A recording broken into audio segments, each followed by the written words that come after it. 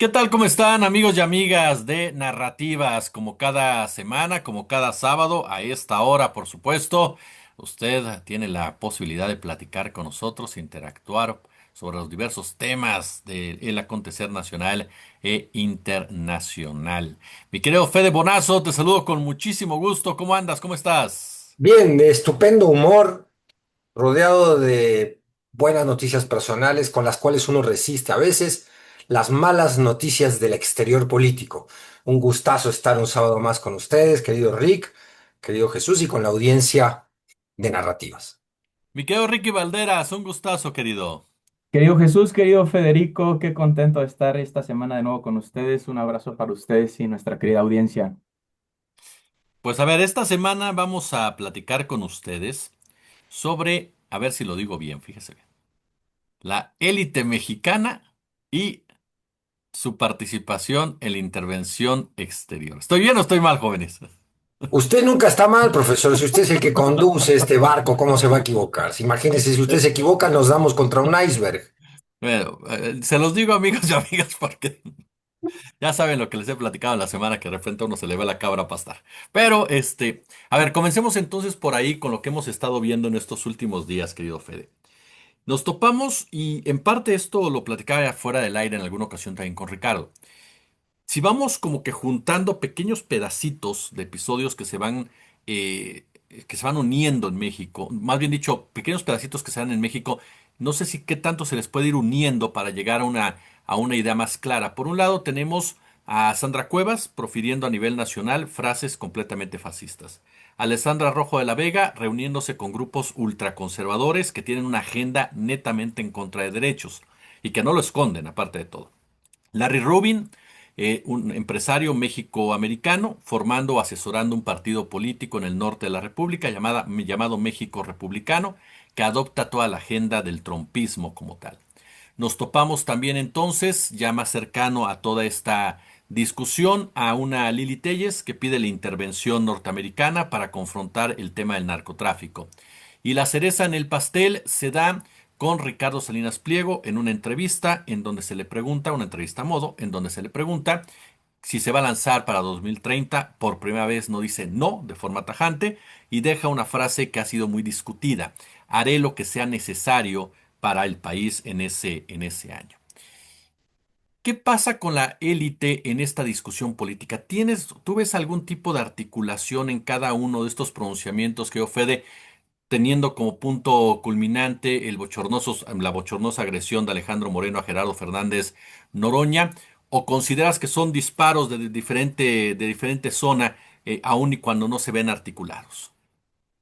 Ambas cosas. Algunos son disparos espontáneos y desorganizados, pero negar la coordinación que tantas veces hemos denunciado aquí y en otros espacios de la ultraderecha internacional es ser candoroso y los tiempos no permiten ni un centímetro de candor. Están organizados, están coordinados y comparten no solo una agenda que podemos eh, desglosar en qué puntos se unen eh, estas derechas mundiales. eh, y, los decimos así a muy grosso modo.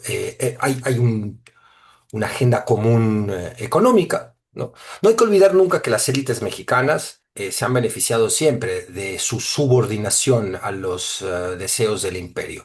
También cuando hablamos de Estados Unidos, abro mi primer paréntesis de la tarde, no hablamos de un monobloque, ¿no? Estados Unidos es varias cosas a su vez, pero cuando nos referimos a Estados Unidos nos referimos sobre todo a los intereses económicos imperiales que primero que nada defiende a sus propias empresas y con el pasar del tiempo, de los siglos, de los años, Estados Unidos ha caído cada vez más, el gobierno de los Estados Unidos ha caído cada vez más bajo el control de los millonarios, de las oligarquías gringas.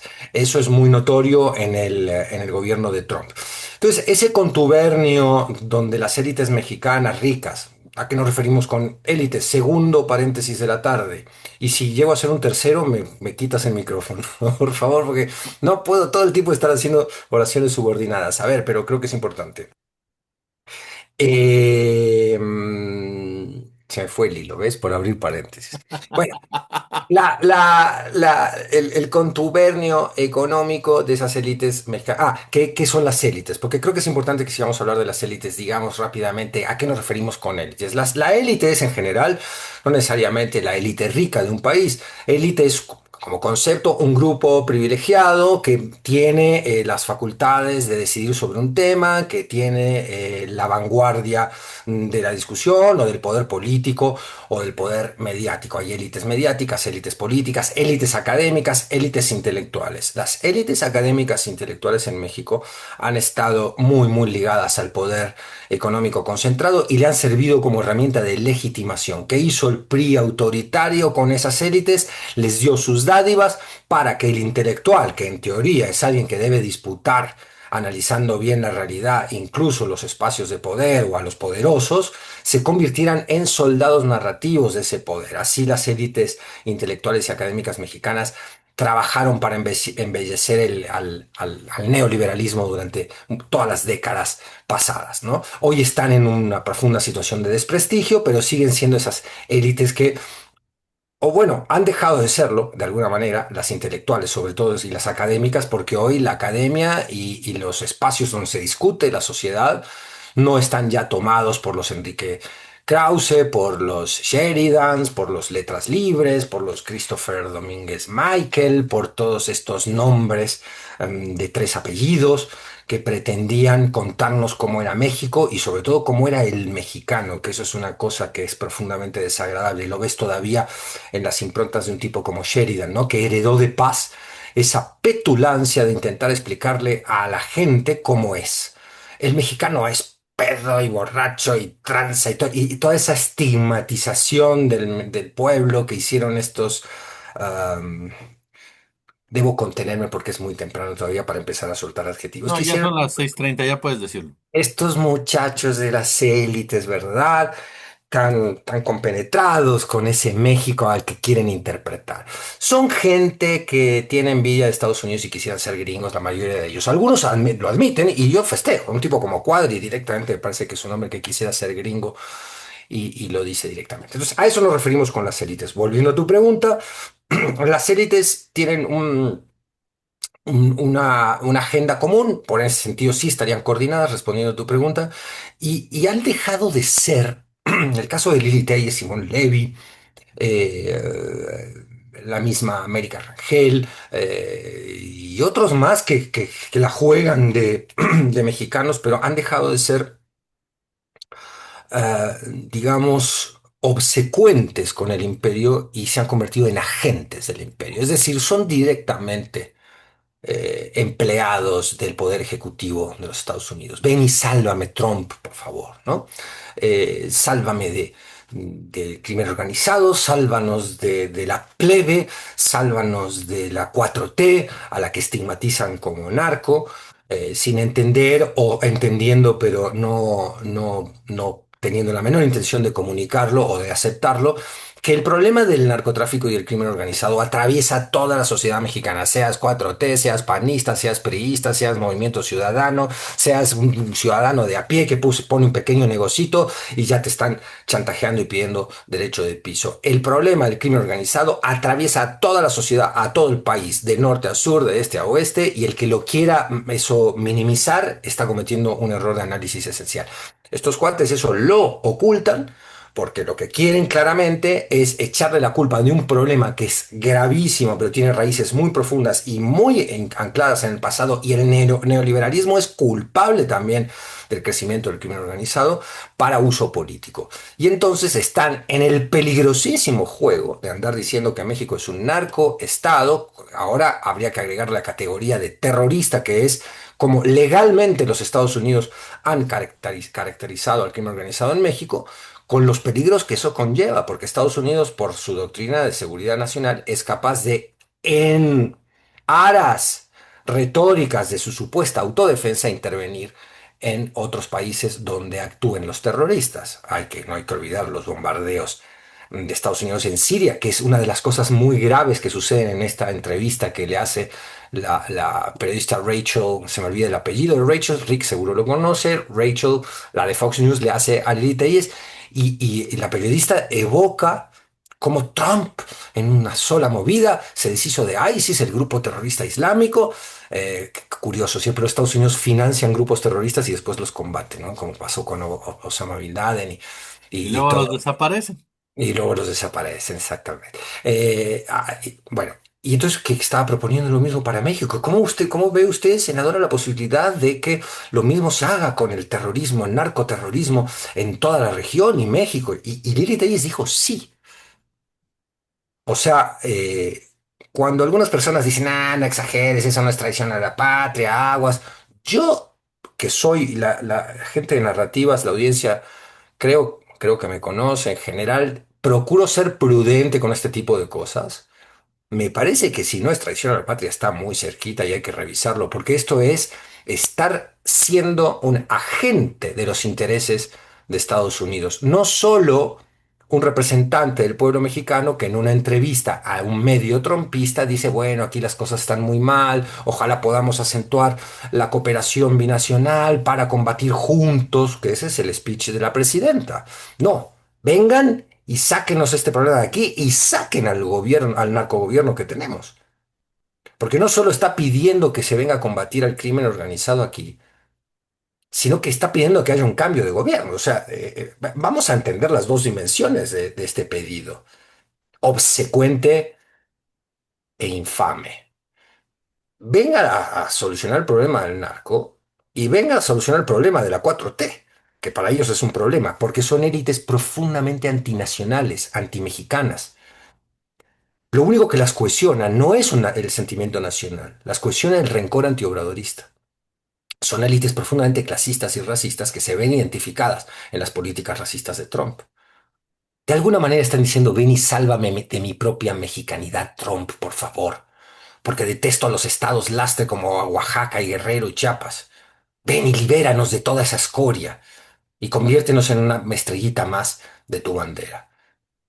Es siniestro, aquí lo dejo en esta primera intervención, porque hay muchas dimensiones de análisis. ¿En qué otras esferas los intereses del imperio se juntan con los intereses de las élites mexicanas? ¿Y cuál ha sido el historial de esa relación? Que viene desde el pedido a potencias extranjeras de que vengan a solucionar y traigan y me envíen un emperador como Maximiliano y pasa por las entregas del Porfiriato y otros episodios históricos muy interesantes que podríamos, aunque sea, mencionar. Ese punto, efectivamente, me gustaría elevarlo ya. Fede, entrabas con el tema de los políticos como tal. Rick, tú has estado investigando desde hace muchos años a las élites. Tú has estado muy pendiente de cómo se mueven todos estos grandes apellidos, ya fuera el entorno político, sino la élite financiera como tal. ¿Cuál es el peso de esta élite financiera, de esta élite empresarial, precisamente en esta articulación de la ultraderecha? ¿Qué tan ultraderechistas son estos apellidos, como los Serville, como los Bayeres, como los Slim, como los Larrea, como los Beckman, que recordamos que en su momento, ahorita que otra vez está de moda, digámoslo así, fueron de los que ampararon a Marcial Maciel, fueron de los que se fueron encima de todos los que criticaron a Marcial Maciel, fueron de los que victimizaron, revictimizaron a las víctimas de Marcial Maciel, y que tienen una frase muy particular en sus empresas. Lo digo porque me ha tocado hablar con algunos de sus directivos, y es que el país siempre debe tener paz social. El problema es que entendemos cada una de las partes como paz social, ¿no? ¿Cómo juegan estas élites económicas, Rick? Primero me gustaría hablar un poquito sobre que considero que hay Hagan lo que un, quieran ya. Ya, Daniel. Voy a bañarme. hay, hay un pacto epistemológico respecto a cómo actuar dependiendo de cada caso. Es decir, la cúpula intelectual se asume en un espacio de interpretación. A estas alturas del partido no tiene ningún sentido discutir si es intervencionismo o no, si es traición a la patria o no.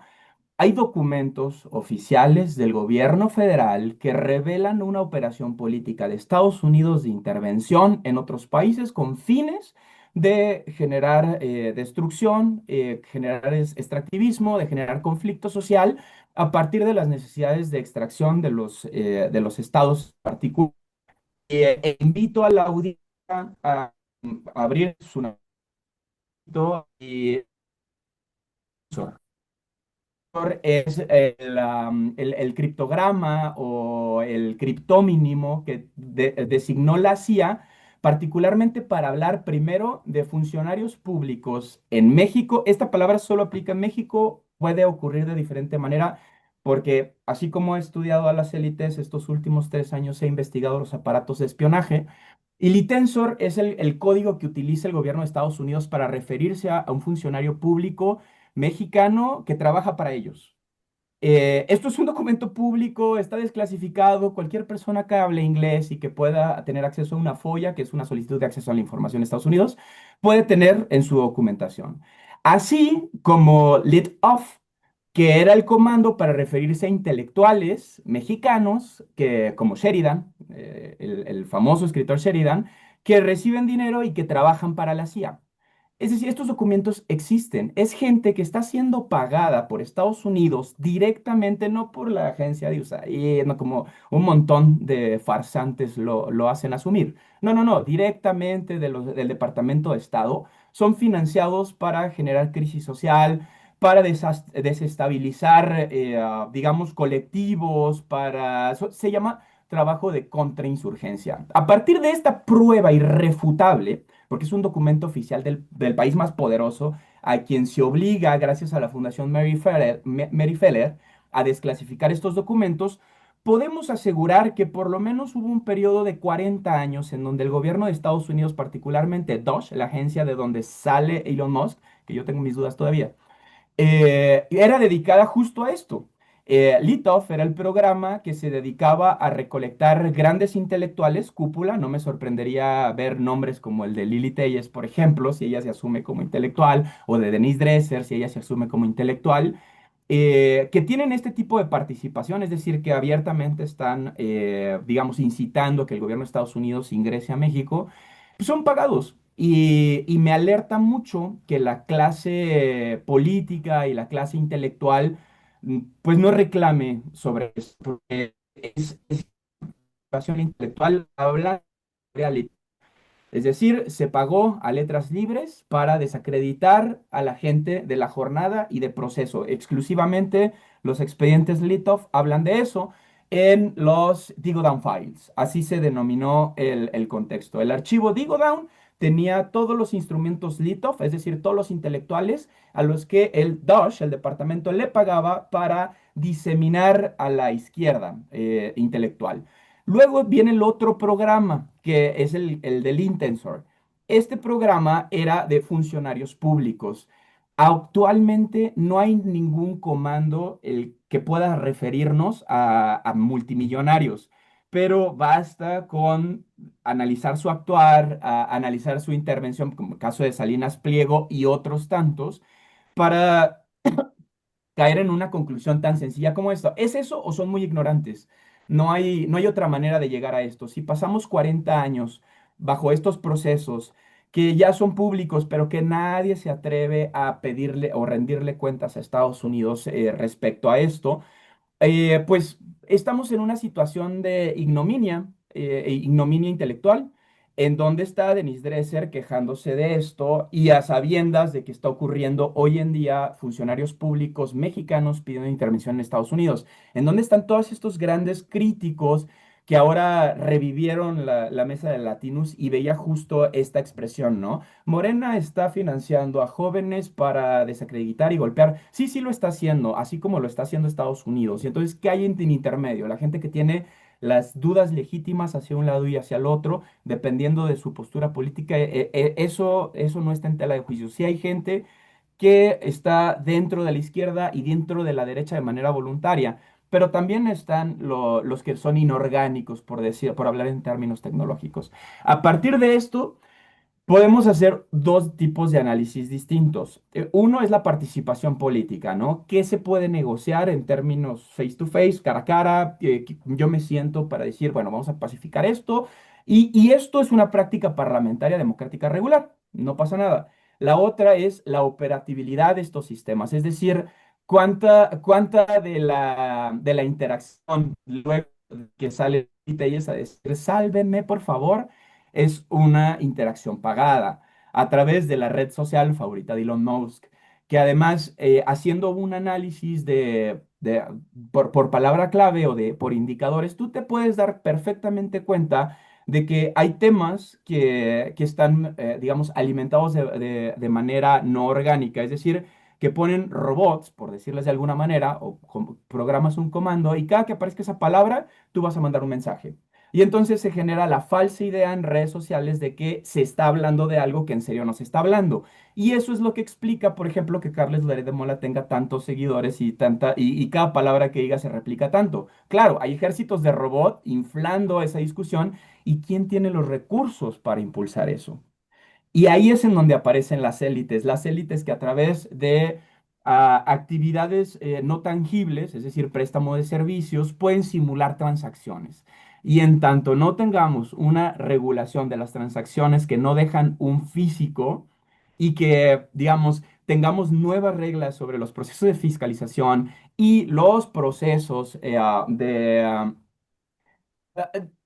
de selección para poder hacer públicos los recursos que se usan en una campaña, los recursos que se usan en un partido político, vamos a seguir sabiendo que no sabemos nada. ¿Por qué digo esto? Porque tanto izquierda como derecha lo está utilizando. Entonces, es súper complejo estar frente a un escenario en donde estos millonarios tienen todo el peso del mundo mientras nos estamos confrontando socialmente con la idea de los derechos humanos, con el respeto a la ciudadanía, porque cuando aparecen estos protocolos y desde las grandes élites se genera el pacto epistemológico de que esto no va a ocurrir, es decir, no se va a pronunciar hacia afuera, porque si hacemos un análisis de todo el discurso, de cómo está operando el discurso de Sandra Cuevas, de Lili Telles y de todos estos agentes de ultraderecha que para mí están en el programa Listensor, porque es evidente si estás pidiendo que un gobierno extranjero atienda un problema de tu nación,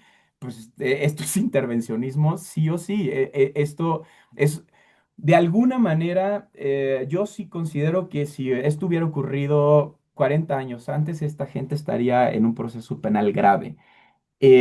¿Por qué? Porque es un delito. ¿Y por qué es un delito? Porque así lo estipulan las normas internacionales. Es un delito cometido por Estados Unidos y tenemos que hablarlo seriamente y hacer una purga, porque cuántos, digamos, si pudieron en el Itensor enfilar a Adolfo López Mateos, a Gustavo Díaz Ordaz, a Luis Echeverría, que son los que ya sabemos a ciencia cierta que eran expresidentes mexicanos que trabajaban para la CIA, porque, insisto, y tengo que ser categórico con esto. No me crean a mí.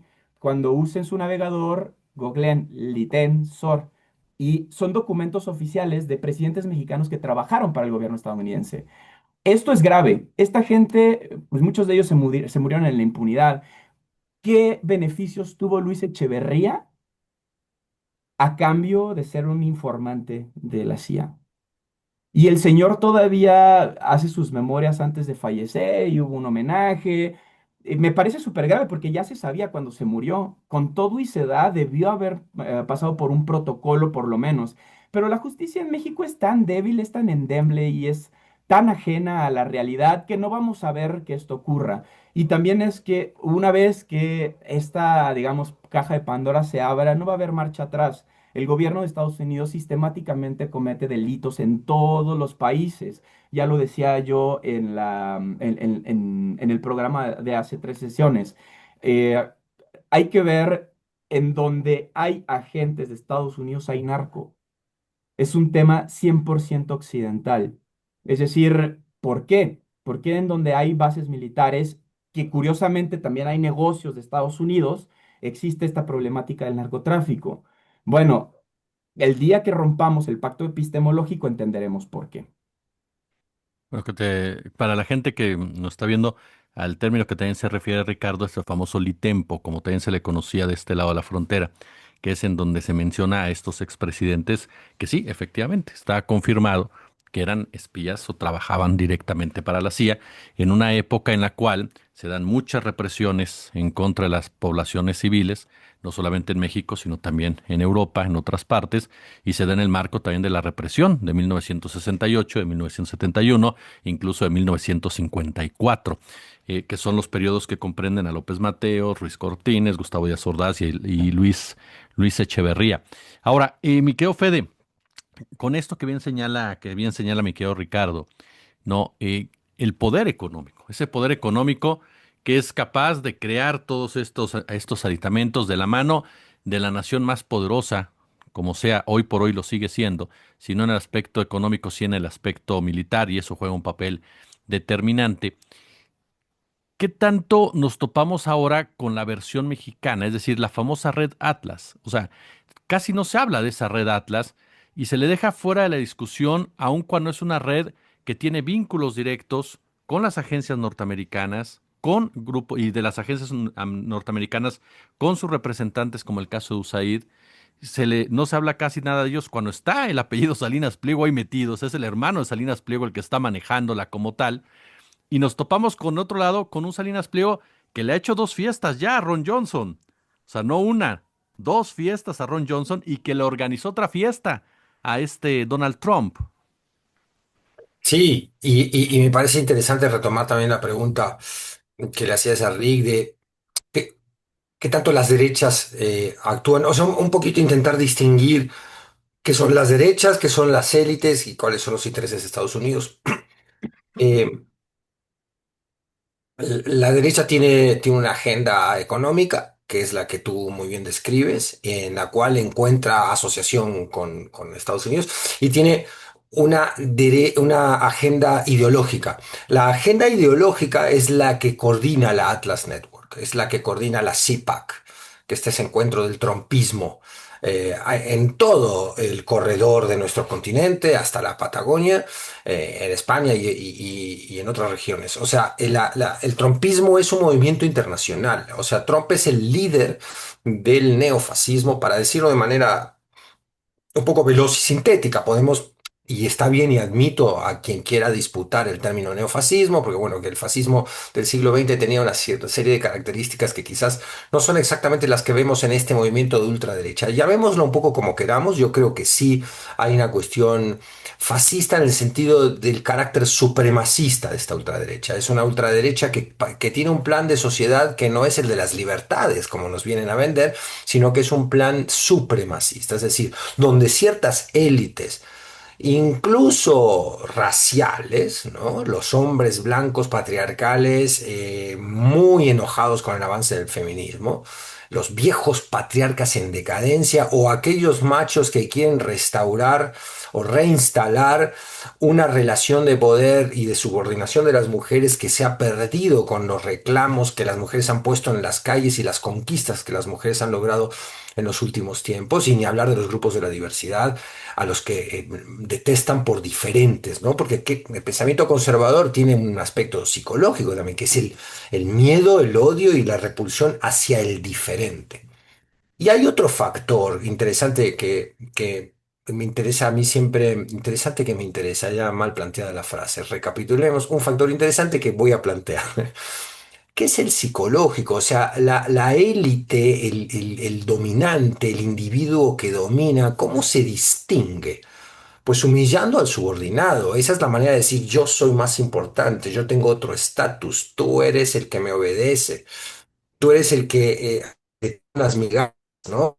Y luego creo que estoy siendo un ciudadano sensible cuando te regalo mi ropa sucia o rota, tenla, ¿no? Que es un gesto de cariño hacia ti. Te regalo mis sobras, ¿no? Que es lo que hacen las élites mexicanas con el personal que las sirve. Hoy ese personal, ese pueblo que ha prestado servicios en condiciones a veces de semi-esclavitud a los grandes caciques, a los grandes potentados, a las burguesías urbanas, hoy está en estado de rebeldía gracias a un movimiento al que podemos sin duda llamar obradorismo. El obradorismo, igual que el chavismo en Venezuela, logró dignificar a la ciudadanía. La ciudadanía ha encontrado de golpe que es igual de ciudadana, ¿no? La sociedad, la clase trabajadora, las clases medias bajas, se han dado cuenta que son igual de ciudadanos que el patrón. Es más, que deberíamos desterrar del vocabulario la palabra patrón, no del vocabulario, de la realidad social. No deberíamos tener ya un mundo de patrones y de semiesclavos o de patrones y empleados. A eso deberíamos propender. Esa es una de las ideas de la izquierda, que detesta esta derecha que se une con Trump. Entonces, es interesante entender que hay un pensamiento de derecha que no necesariamente te hace pertenecer a las élites. Las élites son las que controlan la lana, el poder mediático en este país y han sido muy beneficiarias de la acción de esos agentes que han puesto en la presidencia tantas veces. Por eso es muy importante lo que comentaba Rick, porque han tenido secretarios a su servicio que se han vestido de presidentes, como el privatizador contumaz Ernesto Zedillo, que después de vender los ferrocarriles a algunas compañías extranjeras, pasó a formar parte del consejo directivo de la Pacific Union. Calderón con Iberdrola, o, y si nos remontamos al Porfiriato, ni hablar la cesión de tierras que hizo Porfirio Díaz, ni hablar también de que el proceso revolucionario de algunos de sus líderes, como Álvaro Obregón, también retrocedieron en conquistas recién estrenadas en la Constitución del 17, por ejemplo, como el artículo 27, que no quiso aplicar de manera retroactiva a ciertas compañías petroleras estadounidenses a cambio de beneficios, reconocimiento diplomático. Álvaro Obregón es un episodio bien interesante de revisar de la historia y de ahí para acá, pasando por, bueno, Fox, que fue un alcahuetazo de los Estados Unidos, que quiso promover, fue un secretario de ese proyecto disfrazado de libre comercio que era el ALCA, que fue frenado en la cumbre de Mar del Plata en Buenos Aires con un presidente, Néstor Kirchner, que le dijo a Fox: no, compadre, si usted le quiere limpiar los zapatos a George Bush, hágalo, pero no cuente con el resto de Latinoamérica.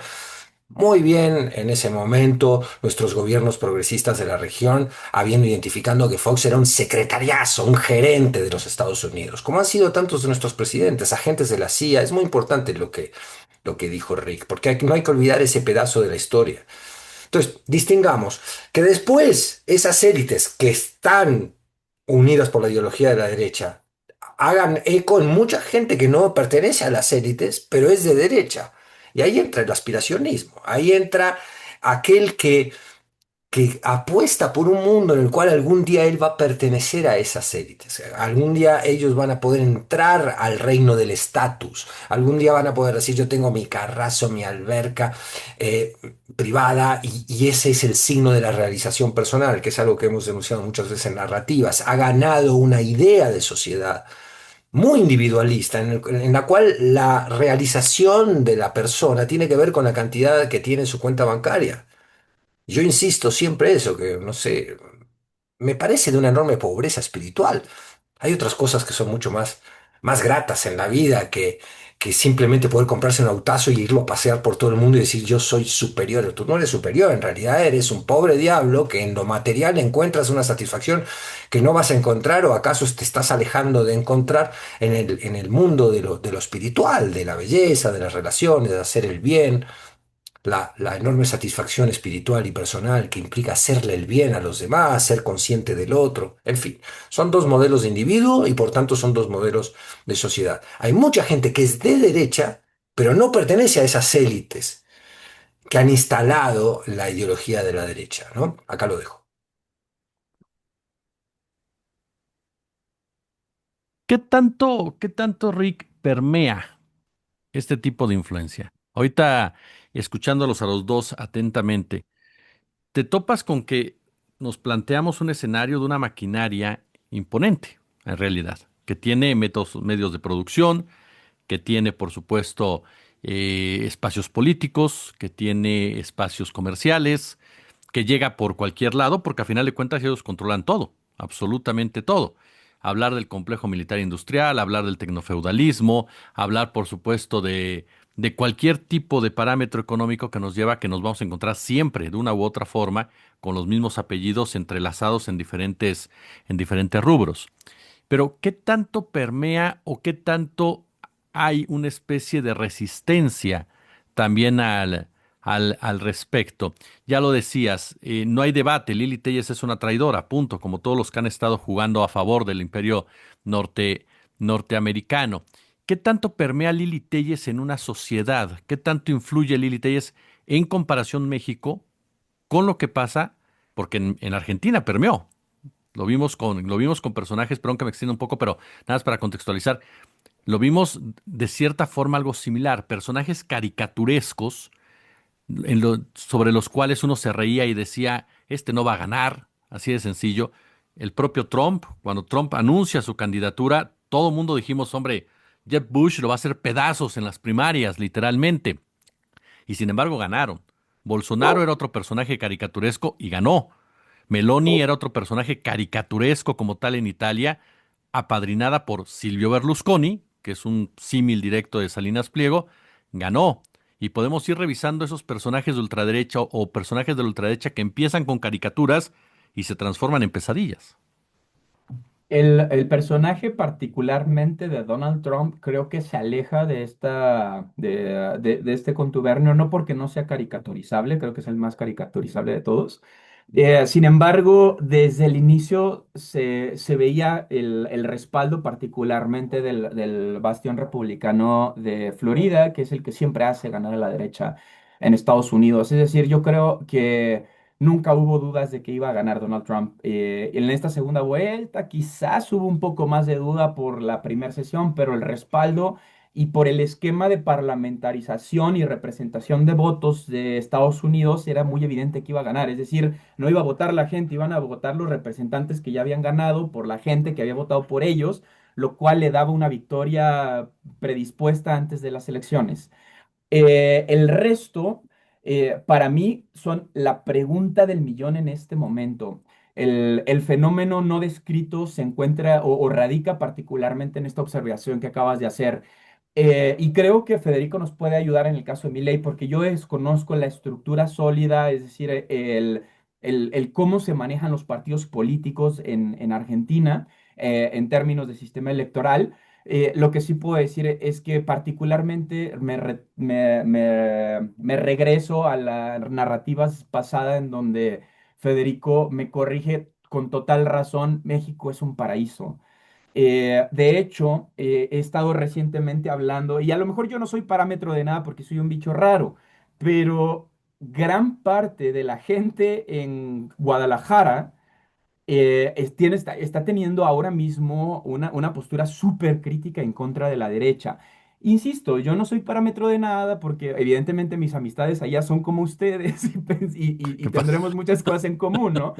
Y es como, uy, qué raro que ¿Qué, Ricardo tenga amigos de izquierda, ¿no? qué pasó? Eh, pero me refiero a gente que antes no estaba politizada y aquí me quisiera albergar en la teoría marxista de a mayor opresión, mayor rebeldía.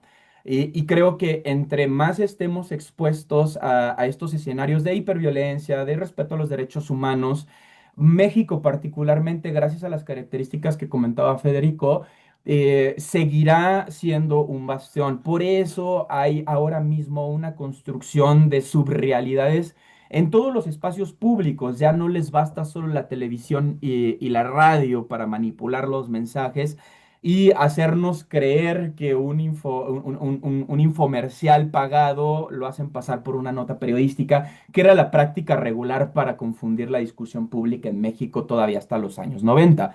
Ahora no, ahora hay gente que son este término influenciadores o influencers que de pronto hablan de ropa y tienen tres videos a favor de Lili Telles. Y una frecuente que hemos visto en cada elección federal y local es que estos influencers aparecen, los partidos son multados, pero nadie regula al respecto. Es decir, tenemos pruebas contundentes de manipulación del discurso, mentiras a pago de personajes en específico a los que se les podrían imputar responsabilidades directas, pero nadie hace nada, insisto, porque todos nuestra... Lo que emanó como izquierda partidista en México ahora mismo está teniendo las mismas prácticas que la derecha partidista, ¿no? Es decir, cooptación de intelectuales, construcción de discursos, y en esos espacios se están rompiendo las verdaderas discusiones, y es donde aparecen estas figuras que tú dices, ¿por qué si tú hablabas de... Y hay memes, de hecho, hay cuentas que se dedican a hacer público esto, ¿no? De hoy soy un día experto en armas, mañana soy experto en medicinas, y es que así se está construyendo el discurso inorgánico. Entonces, creo que para poder entender este fenómeno en lo particular, sí hay que hacer trabajo antropológico, hay que ir con la gente, hay que ver cómo se sienten las comunidades, hay que ver las colectividades, si se sienten realmente abrazadas, si se sienten mejor.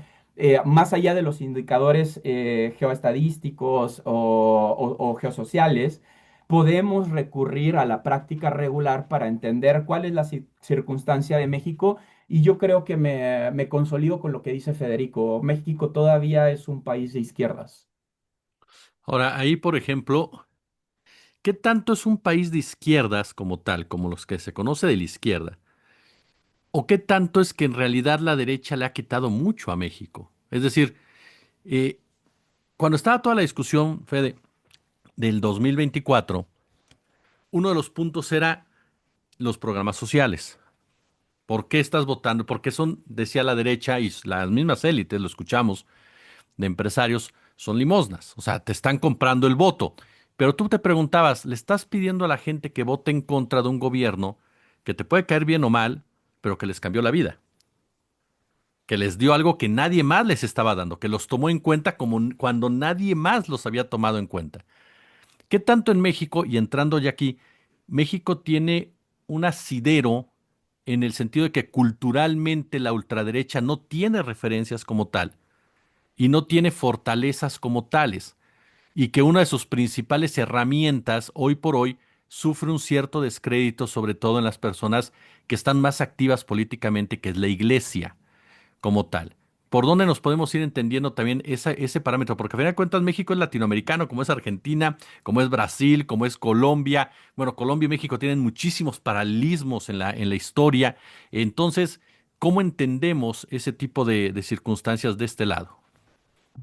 Yo creo que no debemos analizar la historia nada más desde el 18 hacia acá, porque entonces nos Claro. perdemos.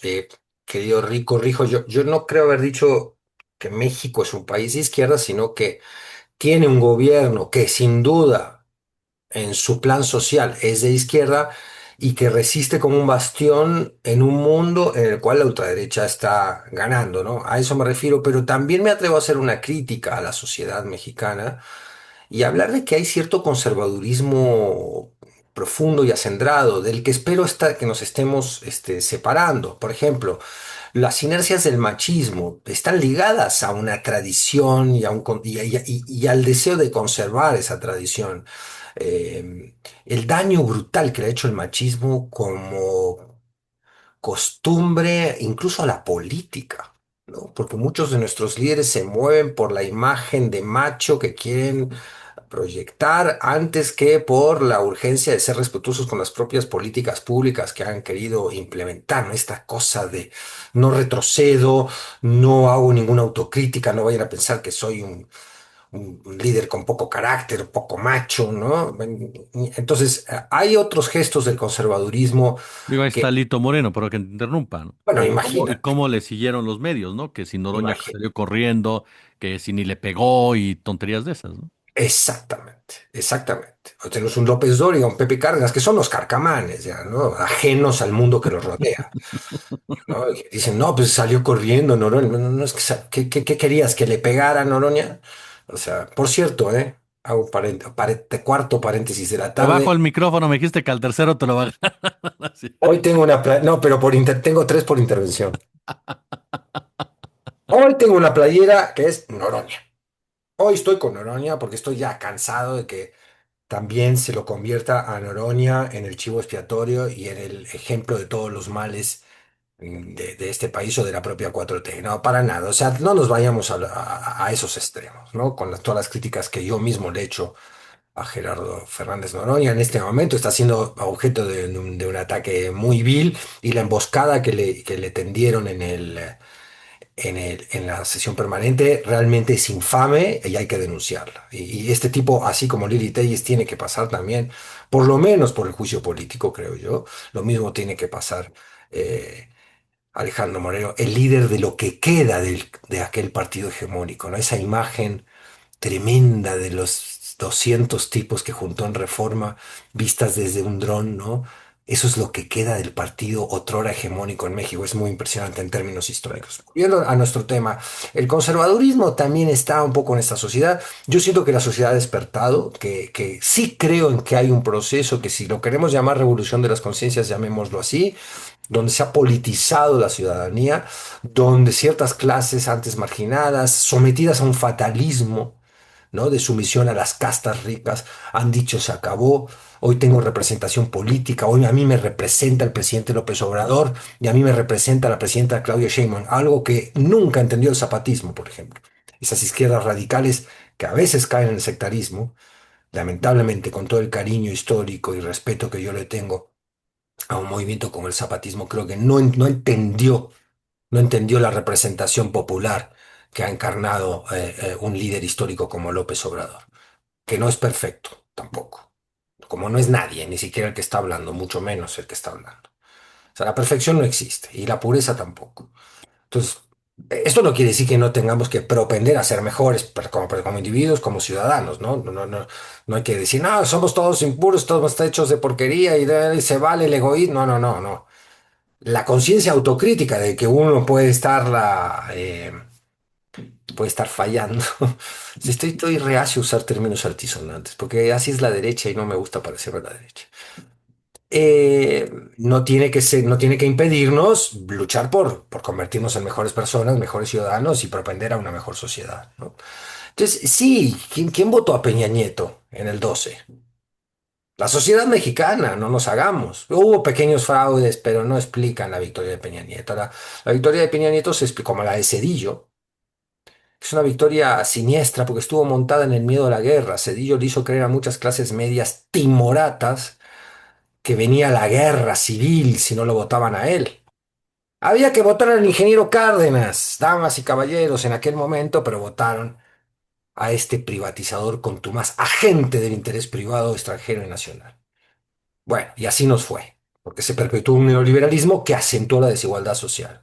Esa desigualdad que aunque le moleste profundamente a Carlos Bravo Regidor, que ahora le están atribuyendo los logros sociales del obradorismo, se los quieren dar a Chertovsky. Me da una risa, te juro.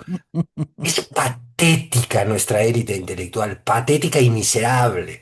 ¿De quién fue la decisión política de subir el salario mínimo?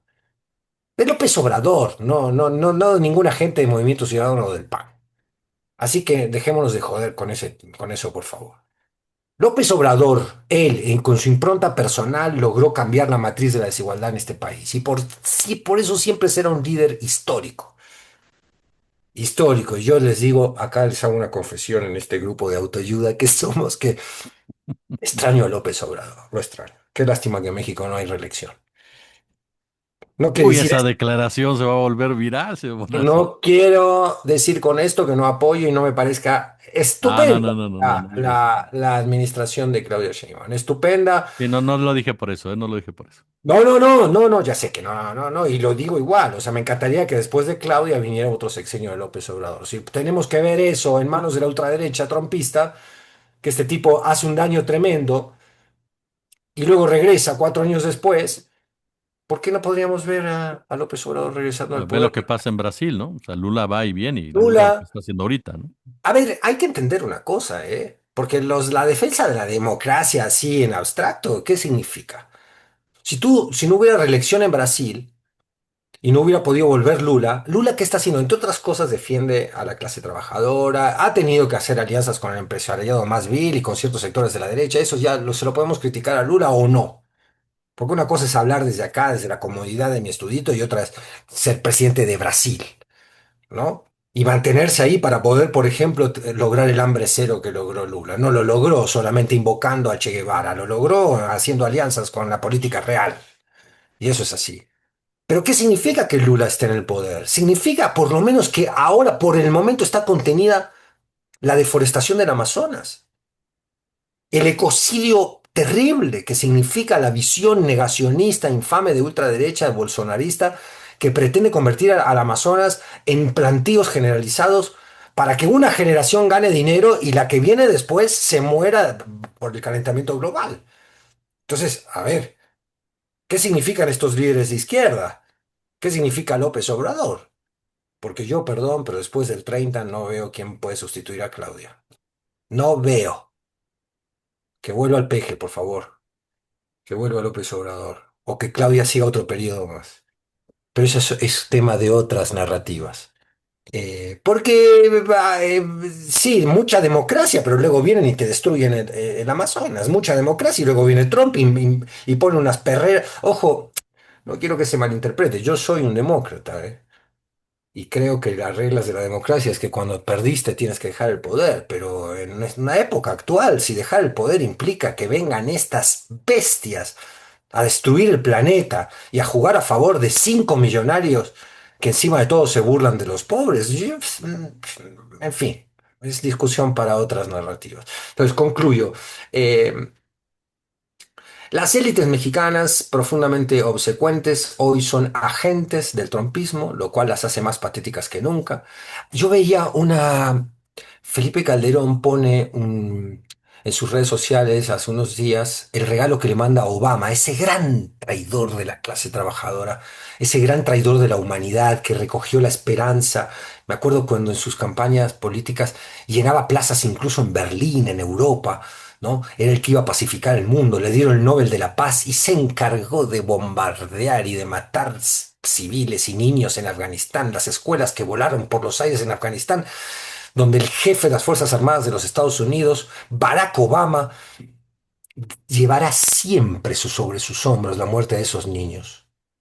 Siempre, cuando se vaya a dormir y apague su velador en su casa de millonario, a la noche los fantasmas de esos niños lo van a perseguir porque son como todos los presidentes de Estados Unidos, asesinos de civiles en otras partes del mundo.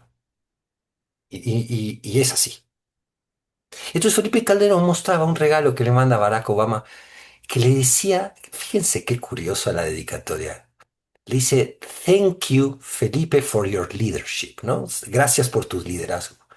Y me llamó mucho la atención, ¿gracias? ¿No? No pone a mi amigo Felipe Calderón, gran líder del pueblo mexicano, supone que hubiera sido una imbecilidad igual, pero el thank you, ¿qué le está agradeciendo Obama a Felipe Calderón? ¿Qué le agradece el imperio siempre a las élites subordinadas a lo largo y ancho de la historia y a lo largo y ancho de nuestro continente? ¿Qué les agradecen? Que jueguen para los intereses de ellos. Eso es lo que le agradece. Entonces, a mí me choca, no sé a la audiencia y a ustedes, pero la gente que es tan obsecuente y alcahueta y chupamedias, yo no le tengo respeto. ¿Cómo puede ser que Lily Telles vaya a prestarse a ser agente de Trump? ¿No? Algún día Trump le mandará un libro diciéndole Thank you, Lily Telles, for your leadership. ¿Eh? Pero ellos, las élites mexicanas, que son muy jodidas y prepotentes con los subordinados acá en México y siempre obsecuentes con Europa y con Estados Unidos, para el imperio siempre serán de segunda. Nunca podrán superar su complejo de inferioridad ante el imperio que los considera siempre agentes, soldaditos de segunda. Mi querido Rick, ¿qué viene? Ahorita lo que decía Fede, son soldaditos de segunda, efectivamente. ¿Qué viene? No los vemos, si ustedes me preguntan ahorita, el impacto de su discurso no ha permeado. Si uno revisa los datos y todo ello, la popularidad de Sheinbaum está muy por encima. Parece que a Sheinbaum le está pasando el mismo fenómeno que a Andrés Manuel. Problemas alrededor no los tocan en cuestión de popularidad. Y es un fenómeno muy particular porque todo el mundo pensaba que solamente estaba en la figura de Andrés Manuel.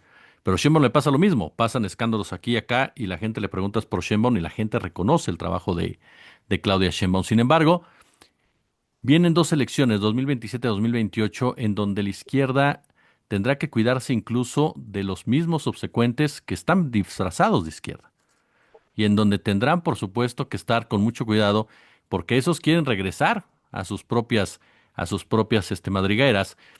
Pongo el ejemplo simplón del desafuero de Alejandro Moreno. ¿Quién protege a Alejandro Moreno? ¿Quién ha evitado que Alejandro Moreno sea desaforado en realidad?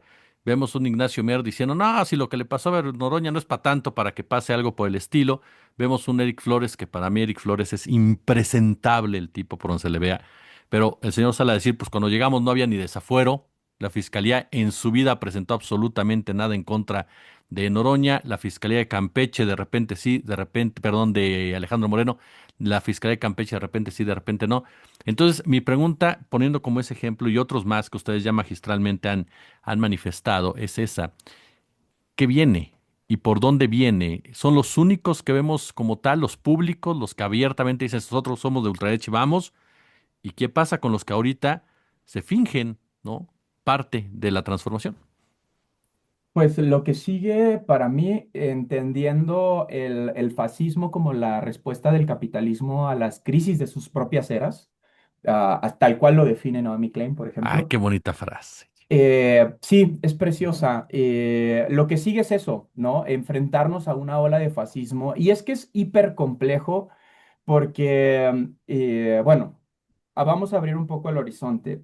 Paréntesis Eh, también. Otro. Paréntesis. Por ejemplo, si la izquierda partidista en México, por ejemplo, a los pueblos zapatistas, a los que se les reclama no estar en apoyo, pues a través de militares les hacen negociar sus tierras, que además ha sido un gran tema de las culturas prehispánicas en México, el desalojo por el bienestar cuando no tienen ningún tipo de representatividad, no aprobaron la autonomía de los pueblos de toma de decisiones, y la izquierda nunca aprende, la izquierda partidista no aprende a coexistir con la izquierda práctica, con la izquierda social, con los movimientos que surgen, que no tienen por qué abrazar nada.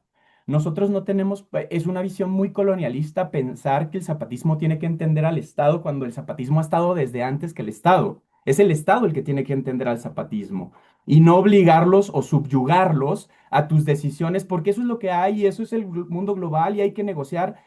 Ellos han estado aquí desde antes y han sobrevivido a un montón de cosas y si algo tenemos que aprender es justo esa resistencia. Yo creo que el Estado tiene que empezar, el Estado de izquierda, si se asume como tal, tiene que empezar a entender estas otras realidades a las que ya no les es suficiente, porque además son pueblos milenarios y a los que desde la aparición de la democracia en México solo han tenido extracción y subrogación y persecución y todo lo que tú quieras, todas las enfermedades del norte global las sufren los pueblos originarios.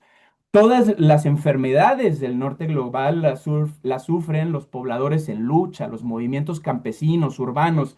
Y ojo con entregarle el paquete completo a la izquierda, porque cuando llegó Carlos Salinas de Gortari se decía maoísta.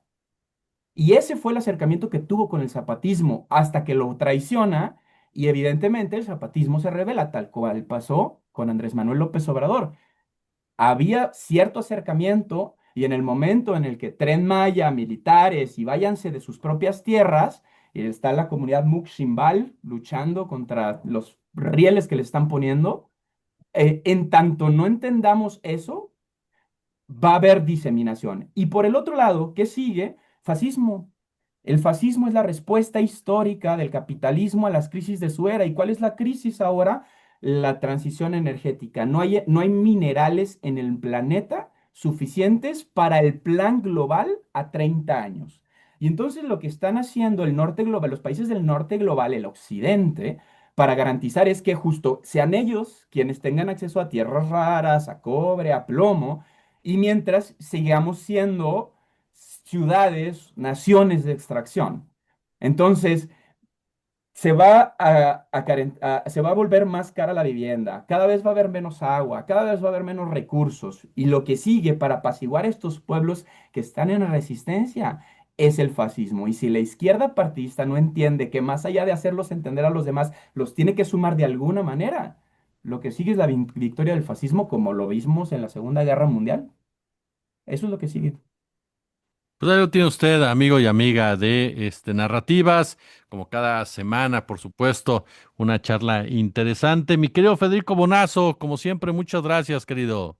Con tu permiso, me permito hacer un pequeño epílogo, un aplauso a la brillante, brillante intervención de Ricardo recién, que puso unos puntos sobre las IS muy importantes y yo lamento si lo que dije antes se malinterpretó con respecto al zapatismo. Dejaste muy claras cosas muy importantes, Rick, que uno a veces